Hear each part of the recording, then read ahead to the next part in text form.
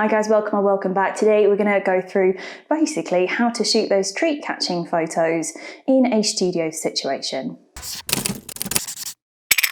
So we're joining you today from the dining room floor. We've taken the dining room table apart because Corona, we can't go studio live. So we're going to create the studio in here using some bits of equipment that I'm going to run through in a second.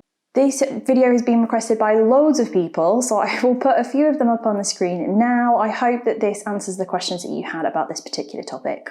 Okay, so we're going to be shooting with the Sony a7R III camera bodies, and we're going to be using the 24-70 2.8 zoom lens in this situation. Really, you can use whatever lens you want to use, but you do need to basically have a camera that you can put a flash on the top of the hot shoe. So yeah, so you can trigger your lights. You do need lights with flash ideally to be able to pull this off. You do not need lights with high-speed sync.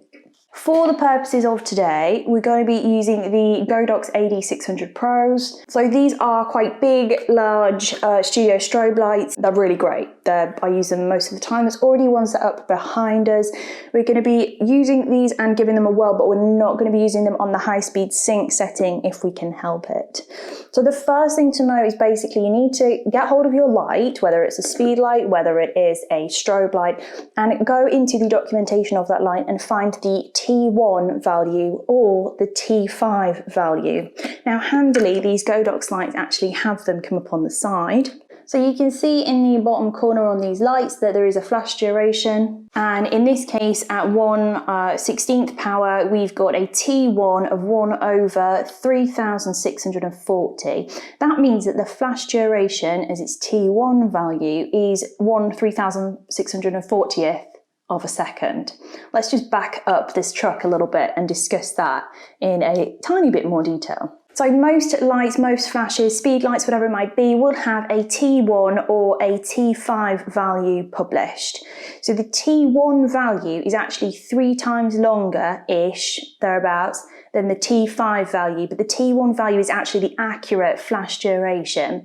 The T5 value looks good and sounds good, but actually it's not as good as you think it is. So remember that if you've got, for example, a T5 value of 1/1000th of a second, actually you need to divide that by 3 because it's going to be 3 times longer. So actually it'll be 1/333 as a fraction, and therefore not going to be able to freeze action in your studio environment. So you need to make sure that your T1 value, whenever you work it out, looking at your different flash systems, is short enough to freeze action. We're looking for something above 1/1500th of a second as its T1 value. So please do go and find out basically if your flashes can support that. If they can, great. If they can't, you need to be using high-speed sync. So then you need to go and check with your flash, does this flash support high-speed sync? If it does, then you can use the flash on high-speed sync setting. We're not going to do that today because I don't usually use high-speed sync when I'm using strobes. So for the purposes of this, I'm going to shoot it in my normal style, my old style, when I had lights that didn't do high-speed sync, and we're going to see how we get on. So what we'll do is we will get set up, get some treats, and just make a really simple 2-light situation because I'm only going to be using 2 lights today. We're going to use a bigger octoboxes like the one that is up behind me, because when you're doing this kind of an action shot, you don't want there to be too narrow a light source because you can't control where the dog's going to move to catch the treat. So you do need to have quite a large spill of light. You're going to be using a really simple plain neutral background today, but you can use any colour background that you want to. And yeah, we'll get set up and grab a dog.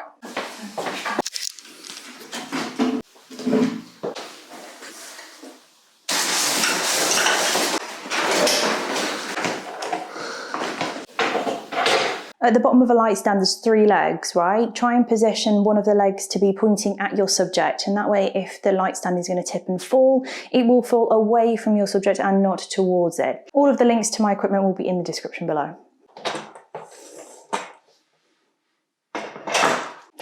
This is a right-handed person's tool.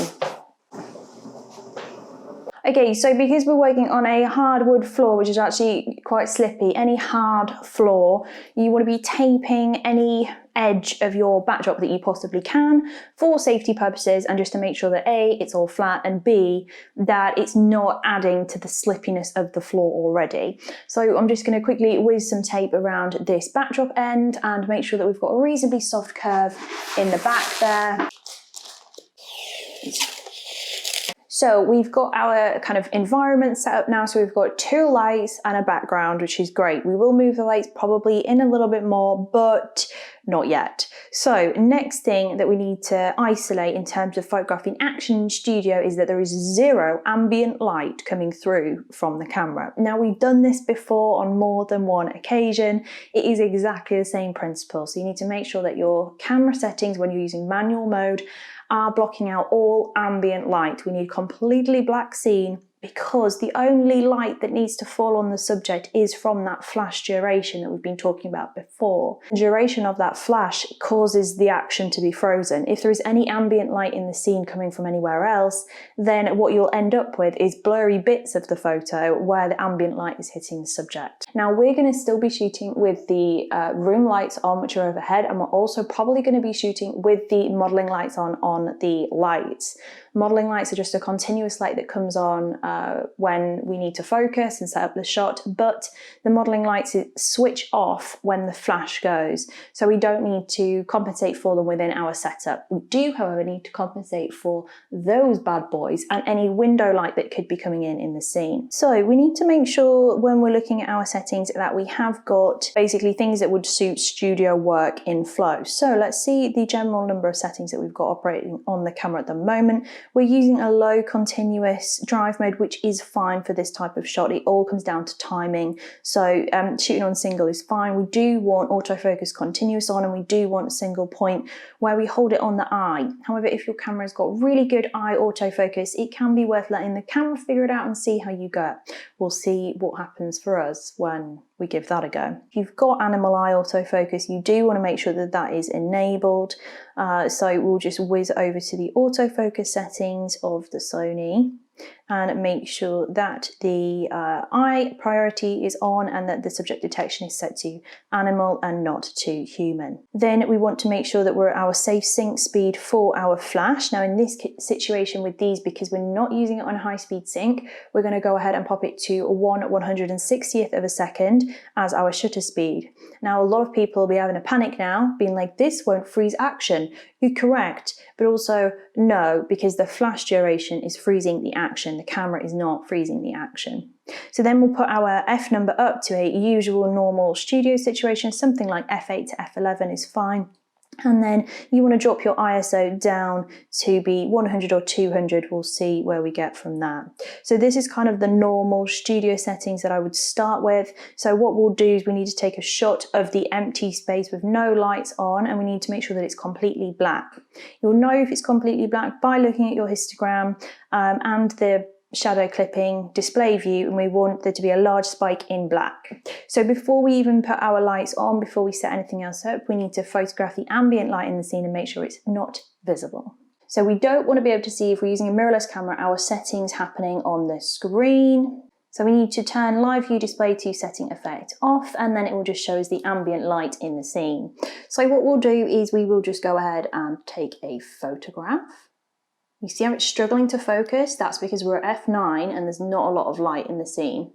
However, all we need to be able to do is look at our picture after we've taken it, pop it onto the histogram view, and we need all of it completely black. So we've got some at the top of the backdrop that is not completely black. So what we can do is we can go back onto the shoot settings there, drop our ISO down to 160 or 125, and then take another shot and assess the situation with that one. So we've got an entirely black flashing screen now. I'll switch off that so that you don't have to watch that flashing for ages, but that gives us our good starting point to work from. So the next thing that we need to do is turn on the lights, and then we will be able to start. So at this stage, really, we need to go ahead and switch to using the flash trigger on top of the camera. So I'll not be able to show you everything on the screen, but you should be able to see what we're looking at, and I will show you if I need to show you something on camera. Now this is the world's most temperamental flash trigger I think we've ever used. We will just have to wait for it to come to life by itself, which it will do at some point. It's just not when you press the buttons. It just turns itself on randomly. Oh, there we go, and she's on. So I've got my camera set to A and B. Dan, which one is A and which one is B for me, please?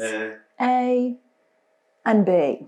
So A should be at 1/8, and this one is then at 1/16. Dan, what is the T value on that one, please? 12460 is a T1 value, is absolutely fine for shooting action. What are our modelling light values at the moment to make sure that we can get a good focus speed from these mirrorless cameras? Right, Nugget, can you come back and please hold the white balance camera, because we need to get a white balance with our flashes enabled.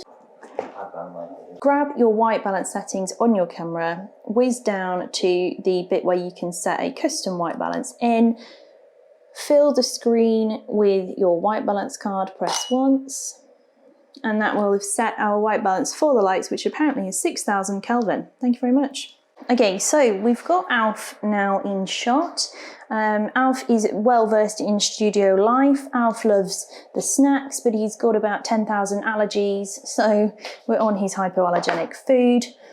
We want him to be sat quite far back in the background, and what we need to test first on this, good boy, what we need to test first on this, on a mirrorless camera, is that we basically have got a fast enough focus with the lights that we've got available, because we can sometimes have issues with that.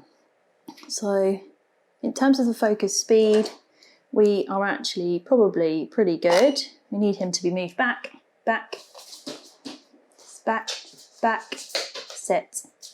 So we are going to struggle with background width here. You know, I usually like to shoot with a slightly wider background, but that gives us a really nice exposure. So then all really you need to do is get your focus ready and then throw. Ready. As you can see, this is a really fun game for the dog, to be honest. Okay, so the focus on that is absolutely perfect. Really, it's just a case of getting your eye in the right place. If you don't have eye autofocus, use single point and maneuver, back up, back, sit, good. And then you just basically want to throw and shoot. And you get better at your timing the more you do it. With Alfie all said and done, let's bring some of the dogs in and see if Pippi wants to have a go. Ready, back, go back, back up, back up. Good.